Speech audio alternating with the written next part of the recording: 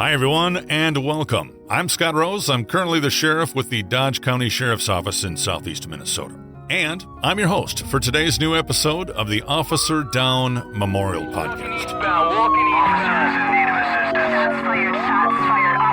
In each episode of the Officer Down Memorial Podcast, we'll share the details and the stories of how these men and women heroically lost their lives in the line of duty.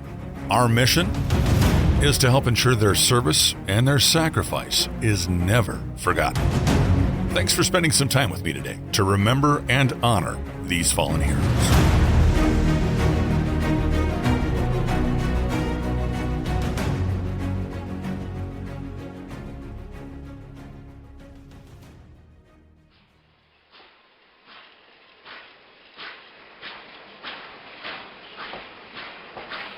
It was December 2nd, 1874. The beginning of the fourth coldest December Minnesotans had ever experienced.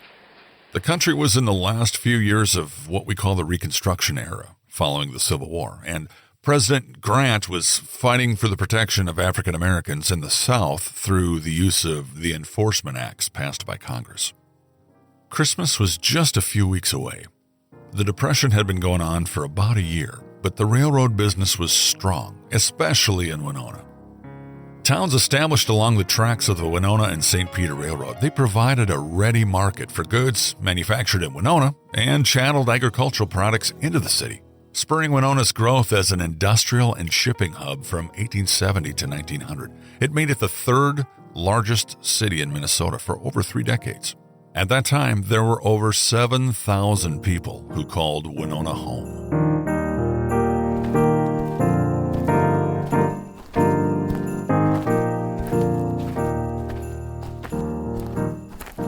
It was 12:15 a.m. He was walking his beat, and he walked into the depot waiting room and found a man sleeping in the seats.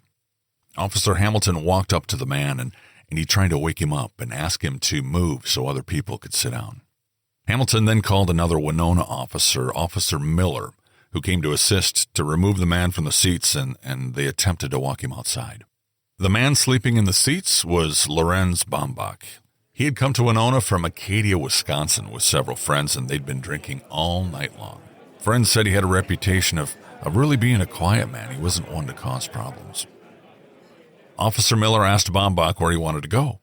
Baumbach, intoxicated, said he wanted to go to Trempealeau.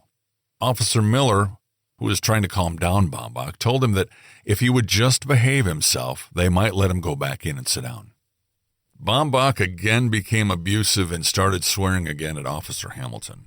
Officer Hamilton asked Miller, take him away and lock him up. When the two officers went hands-on with Baumbach, he resisted and started to fight. Herman Stiver was in the baggage room when the fight started, and the officers asked him to help. When they finally got Baumbach to the door, he grabbed Hamilton by the throat and he started to choke him. When he was in good health, Officer Hamilton was a strong, powerful man who could really handle anyone he came across. Unfortunately, he had been ill the previous 2 weeks and he was struggling with heart disease. This was his first night back on the job. Stiver, who was behind the 3 men, pushed them out the door, and they all fell onto the platform outside. With Baumbach still choking the officer, Hamilton called out to Officer Miller to hit Baumbach to get him to let go. Miller hesitated, but as Baumbach continued to hold on to Hamilton's neck, Miller hit Baumbach and he finally let go. At this point, Hamilton got up from the floor and said, "I'm gone, Miller. I can't do any more to help you." And he started to walk away from the doorway. Miller was still dealing with Baumbach, and he had full intentions of arresting him and he was going to lock him up. But another Winona man, John Stovall, ran up to him and said, Officer Hamilton was dying, and he was asking for Officer Miller. Officer Hamilton had walked away from the fight only to collapse a short distance away on the platform. Miller left Baumbach and ran over to Hamilton. The yardmaster, Mr. Pierce, was with Hamilton, who took Miller by the hand and said, "Miller, don't leave me. I'm dying. Get me home if you can." Officer Miller asked others for help, and 4 people came over to assist carrying Hamilton onto the omnibus, which back then was typically a large enclosed and sprung horse-drawn vehicle similar to what we think of today as a stagecoach. It had wooden benches along the sides of the passenger cabin with seating for several people who would face each other. While en route to his home, Hamilton was unable to speak loud, but at one point pulled Officer Miller down to him and told him he was going to die soon, and asked Miller to send for his brother and his sister. The men carried Hamilton into his home, laid him on the floor, placed pillows underneath him, and he passed away. An autopsy was conducted by local doctors Staple and McGoffey. They determined that Hamilton had a heart disease that was sufficient enough to cause his death. The doctors also indicated they were unable to find any damage to the larynx or any other indication that the death had been caused by the choking. They ruled the cause of death as heart disease, aggravated by overexertion from the fight with Baumbach. Baumbach walked away from this incident with only a small fine for disorderly conduct. Officer Hamilton was 51 years old. He was survived by his wife and 2 sons. Many of the details of this story were gathered from articles in the Winona Daily News and the Winona Daily Republican. Officer Hamilton was the first recorded line-of-duty death in southeast Minnesota, and as of 2020, is the only officer down in the city of Winona.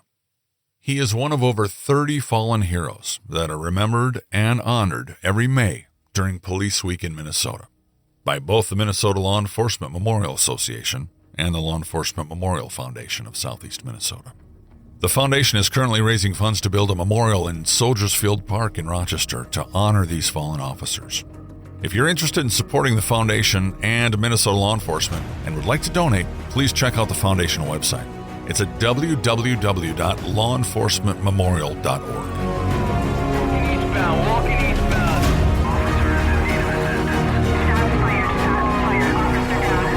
Thank you for spending the time to listen, learn about, and honor the memory of this fallen hero. Make sure you take the time to thank your local law enforcement for their service and for their sacrifice. Don't forget to thank their families too. They give up so much for our safety as well. It's up to us to help ensure the sacrifices made by these fallen heroes and by their families are never forgotten. Please share this podcast with your family and friends. Let's show these law enforcement officers and families our support. Until next time, this is the Officer Down Memorial Podcast. I'm Scott Rose. Thanks for listening.